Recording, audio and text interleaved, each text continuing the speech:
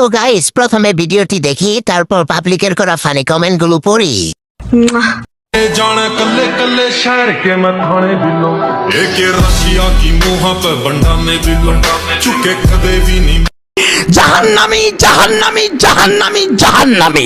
तो चलिए शुरू करते हैं। ওই টিস্যুটা আমাকে দিয়ে দে। कैसा लगा मेरा मजाक? দাতু চা তাই মুখ বাদে অন্য কিছু দেখাইতাছে।